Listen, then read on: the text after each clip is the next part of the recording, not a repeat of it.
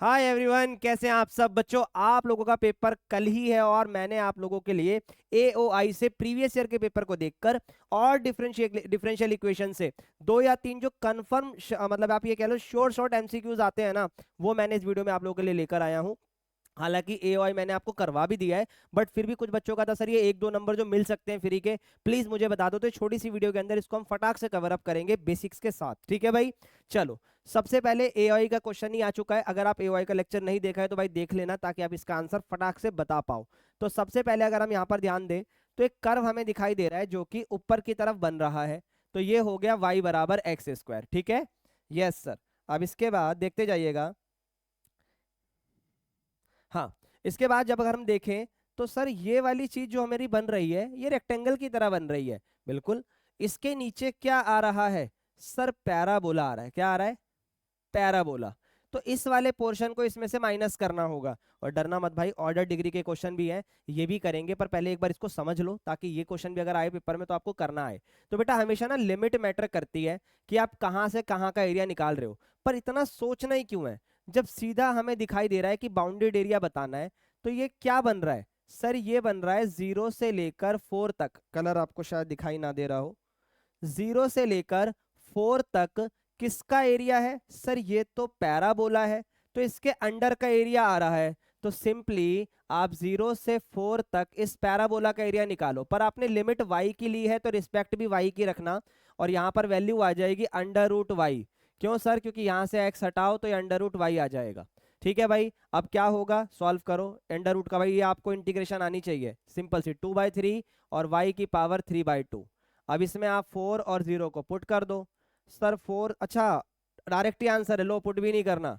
तो 0 से लेकर 4 तक under root y d y, तो सिंपली डी हमारा आंसर हो जाएगा, बात खत्म। लो, इतनी मेहनत ही नहीं करनी इसके अंदर। एक और question. The area of the region enclose with this curve. कई बच्चों को ये कर्व में दिक्कत आती है भाई, ध्यान से देखो। स्क्वायर करते ही ये आपका अंडर रूट हट जाएगा और ये आपकी इक्वेशन बन गई पैराबोला की ये वाली। ठीक है, टच हो रहा है, समझ लेना, ये यहां से टच है इसके।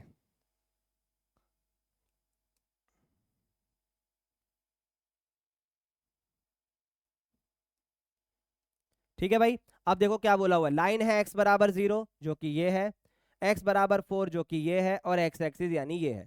तो आपको इसके अंदर का एरिया बताना है। और क्या क्या एरिया है, क्या क्या एरिया है हमारे पास? भैया साफ साफ दिख रहा है, यहाँ से यहाँ तक ऑब्वियस सी बात है, पैराबोला ही आ रहा है। 0 से लेकर 4 तक अंडर रूट एक्स पहले ही दिया हुआ था उसने, और सीधा इसका डेरिवेट इंटीग्रेशन कर दो। अंडर रूट का होता है 2/3, ये x की पावर 3/2 इसमें पुट करना पड़ेगा। 4 से 0 तक आ जाओ, 2/3 ऐसे ही रहेगा। 4 की पावर 3/2 माइनस 0, ठीक है। अब 4 जो होता है वो 2 की पावर 2 होता है, ये कट गया। 2 की पावर 3 8, 8 दूनी 16, 16/3। ऑप्शन नंबर सी करेक्ट हो जाएगा। इसने एक्स एक्सिस तक मेंशन कर दिया, इसीलिए मेरे को एक जगह ही बाउंड होना पड़ेगा, तो ऑप्शन नंबर सी करेक्ट होगा। ठीक है भाई।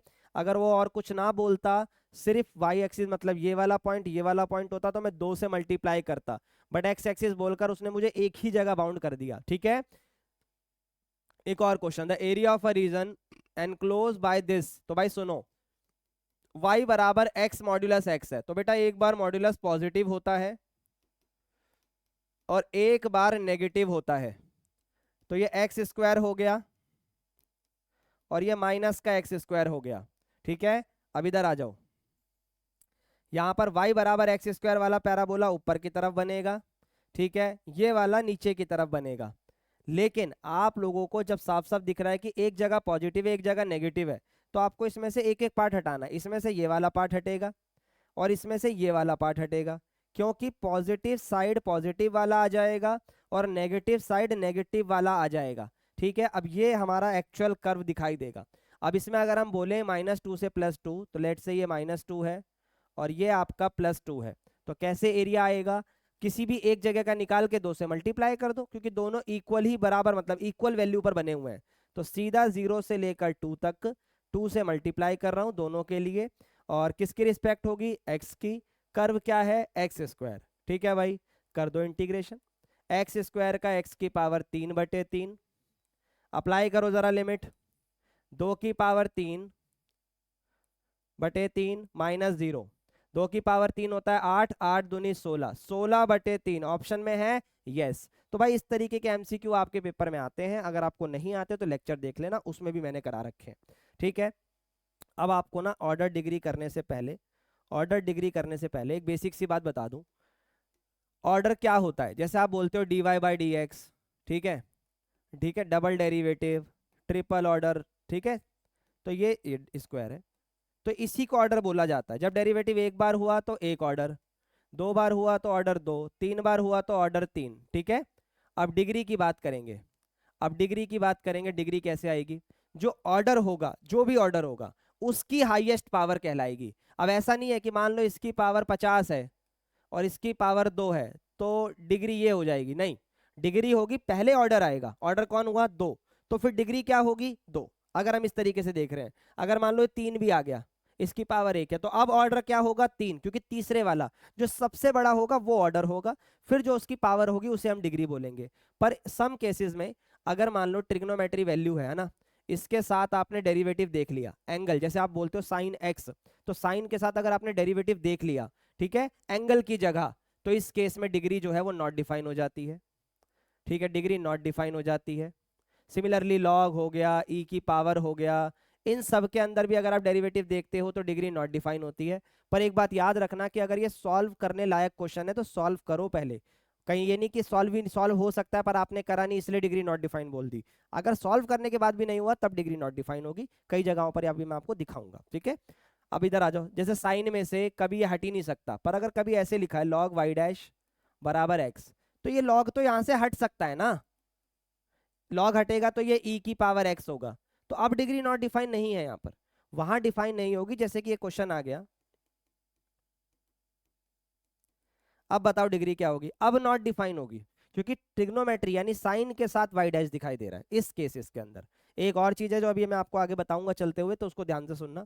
अब जैसे कि सिंपल सा क्वेश्चन है, ध्यान से सुनते चलो, m और n डिग्री और ऑर्डर है। अच्छा, कहानी में ट्विस्ट है, अच्छा प्लस है तो क्या ही फर्क पड़ेगा, m को डिग्री बोला है और n को ऑर्डर बोला है।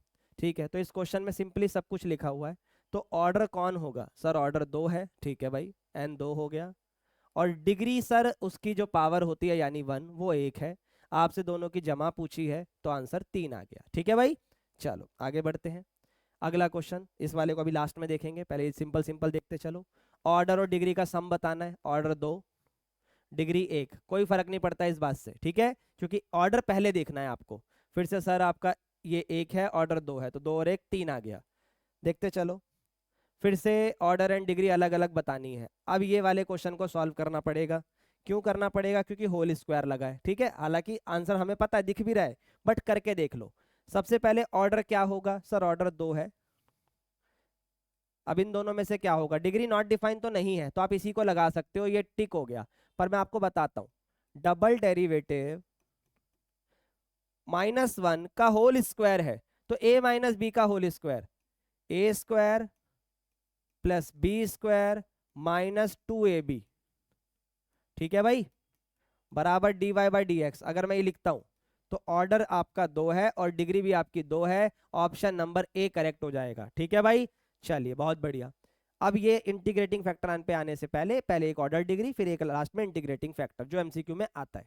ये क्वेश्चन देखो भाई, यहाँ पर dy/dx लगा, इसका मतलब अभी डेरिवेटिव करना है इसका। अब इसका डेरिवेटिव होगा कैसे, ध्यान से सुनना, बहुत आसान है। सबसे पहले हम पावर का करते हैं, तो पावर आगे आती है, 3 में से 1 गया 2 हो गया, पर चेन रूल की वजह से अभी dy/dx का भी तो करना बाकी है, तो dy/dx का होगा डबल डेरिवेटिव।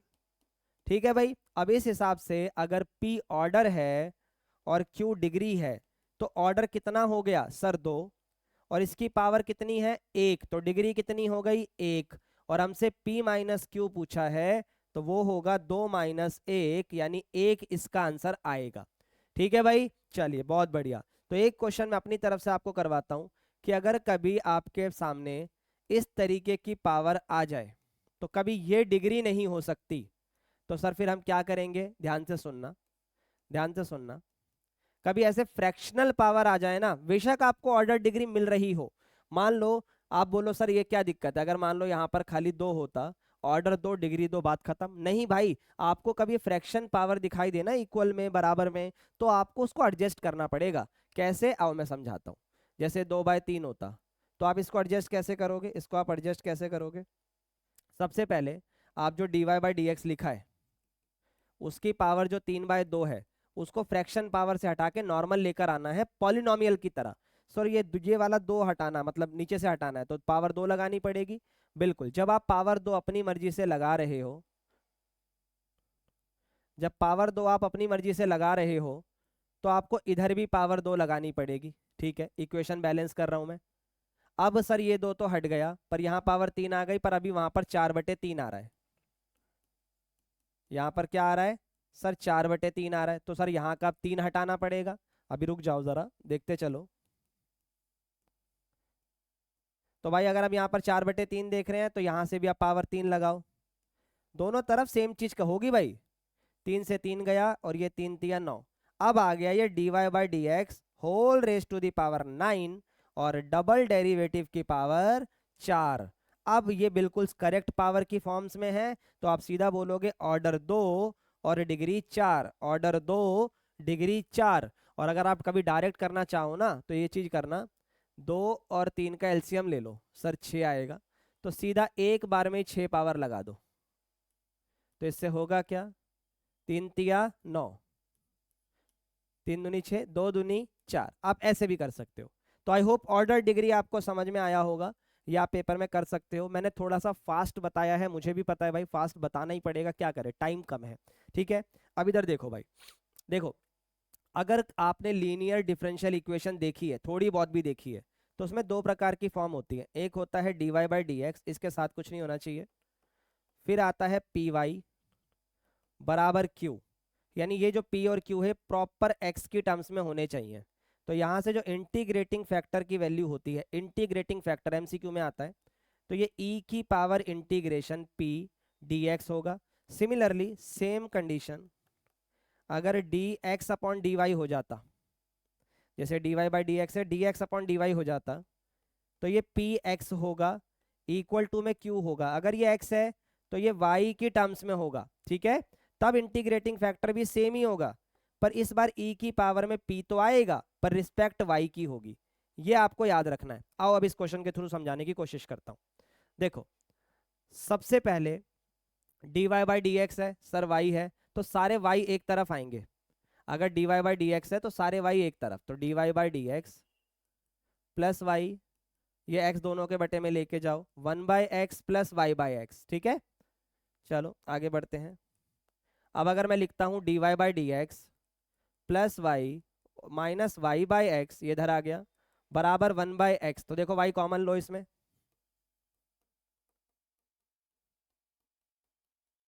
y कॉमन आ गया, ये 1/x बचा, y कॉमन 1/x। अब सुनो, dy/dx p की जगह आ गया वो, और y की जगह y है, और q की जगह 1/x। तो जो मेरा इस क्वेश्चन में p आ रहा है वो ये वैल्यू आ रही है। तो p बराबर आ गया 1 माइनस 1/x। तो इंटीग्रेटिंग फैक्टर में e की पावर 1 माइनस 1/x और dx, तो आंसर आएगा e की पावर x, 1 का इंटीग्रेशन, माइनस 1/x का log x। अब कभी भी अगर कभी पावर माइनस में होती है, तो इसका मतलब होता है कि पावर डिवाइड में आ सकती है। इस तरीके से बेस सेम है e, तो पावर माइनस तो डिवाइड में। अब एक चीज सुनो, e की पावर में कभी अगर log आ रहा है, तो e से log कट जाता है और ये x हो जाता है। ठीक है, और log की बेसिक प्रॉपर्टी भी हमें आनी चाहिए, जो अभी मैं आपको बताऊंगा। e से log कट गया, तो ये e की पावर x/x आ जाएगा। ऑप्शन नंबर डी करेक्ट हो जाएगा। ठीक है भाई, चलिए बहुत बढ़िया। एक और इंटीग्रेटिंग फैक्टर, dy/dx बराबर 2y/2 plus y, sorry x plus 2y/3। आप हो रहे हो परेशान, क्योंकि सर ये तो अलग अलग ही नहीं हो रहा। तो कभी ऐसे नहीं हो ना, नीचे प्लस हो, ऊपर कुछ अकेली वैल्यू हो, रेसिप्रोकल कर लो। तो इसका मतलब सर ये dx/dy की कंडीशन होगी। यस, तो ये ऊपर जाएगा तो x प्लस 2y/3, और दोनों के डिवाइड में आ जाएगा 2y। अब x के नीचे भी 2y, 2y³ के नीचे भी 2y, dx के अपॉन में भी dy। देखते जाना। अब dx अपॉन dy अगर मुझे दिख रहा है और ये वाली वैल्यू प्लस की इधर आके माइनस का 1/2 x और y के साथ मतलब 1/2 y इंटू में x ऐसे बोला जा सकता है। और बराबर में बचा y 2 बार और 2 कैंसिल तो y का स्क्वायर। तो देखो ये y की टर्म्स में आ गया तो p क्या हो गया माइनस का 1/2y इंटीग्रेटिंग फैक्टर e की पावर माइनस का 1/2y और रिस्पेक्ट होगी dy की। ठीक है चलो अब e की पावर माइनस बाहर कर दिया भैया मैंने, कांस्टेंट है पूरा का पूरा, 1/y का होता है log y। तो ध्यान से सुनना, अब क्या होगा जब भी log के आगे कोई वैल्यू होती है तो वो पावर में चढ़ जाती है। ठीक है सर, तो e से log कट गया, y की पावर माइनस का 1/2 है तो ये नीचे आके पॉजिटिव हो जाएगी और y की पावर 1/2 का मतलब होता है √y। तो 1/√y option number B is correct. तो आई होप भाई यहाँ तक चीजें समझ में आई होंगी। ये सब क्वेश्चन इंटीग्रेटिंग फैक्टर के हैं। अब आप ट्राई कर सकते हो, एक और करवा रहा हूं मैं, dy/dx। ठीक है, इसके साथ में कुछ लगा इसलिए करवा रहा हूँ। तो ऐसे केस में हम क्या करते हैं, ऐसे केस में हम क्या करते हैं, ये जो इधर लगी हुई वैल्यू है ना इसको पूरे में डिवाइड कर दो, पूरे में कर दिया। अब इससे हुआ क्या ध्यान से देखो ये कट गया तो dy/dx बचा, x के नीचे 1 - x² बचा, बराबर में ax के नीचे भी 1 - x² बचा। ये वैल्यू हो गई p और ये वैल्यू हो गई q। ठीक है जी, तो आपको तो इंटीग्रेटिंग फैक्टर ही चाहिए तो e की पावर इंटीग्रेशन 1/1 - x² dx। तो बेसिक इंटीग्रेशन अगर आपको आती है तो 1 - x² को t मान लो, माइनस का 2x dx बराबर dt, और तो x dx बराबर dt के अपॉन में माइनस का 2। तो ये आएगा सर 1/-2 dt। ठीक है, बस ये सब्स्टिट्यूट हो गया और नीचे भी t आएगा। नीचे भी t क्यों आएगा, क्योंकि भाई नीचे वाले को आपने t माना था। अब सेम क्वेश्चन हो गया पिछले वाला, ध्यान से देखो, यही तो आया था माइनस का 1/2y, तो 1/√y आंसर आया। इसमें माइनस का 1/2t आया है तो 1/√t आंसर आएगा। और t की वैल्यू हमने क्या मानी है 1 - x²। तो ये हमारा ऑप्शन बनेगा √1 - x²। Option number D correct हो जाएगा। तो बेटा ये सारी चीजें समझ में आई होंगी आप लोगों को। तो इस क्वेश्चनों को जरूर कर लेना, 5-7 ही हैं। अगर इसमें से पेपर में आए तो कई बार 2 आ जाते हैं, ऑर्डर डिग्री भी आता है और आपका इंटीग्रेटिंग फैक्टर भी आ जाता है और डिफरेंशियल इक्वेशन का सॉरी AOI का भी आ जाता है। तो उम्मीद है कि इनको सीखकर आपको आइडिया लगा होगा और पेपर में आप अच्छा अटेम्प्ट करोगे। और फिर भी अगर आप लेक्चर के कुछ चीज़ें देखना चाहते हो तो बेटा आप लोग प्लेलिस्ट में जाकर देख सकते हो, आपको प्लेलिस्ट में हर एक चीज़ मिल जाएगी, तो वहां से भी आप उसे अटेम्प्ट कर सकते हो। अच्छे से प्रैक्टिस करो। All the very best for your exam. Comment में जरूर लिख कर जाना कि यस सर हम पास होकर दिखाएंगे, और जो नंबर लाने वाले हैं 80 में से 80 लाने वाले हैं वो लिख कर जाएंगे कि हम 80 में से 80 ला कर दिखाएंगे। मिलते हैं नेक्स्ट वीडियो में, bye bye and take care guys.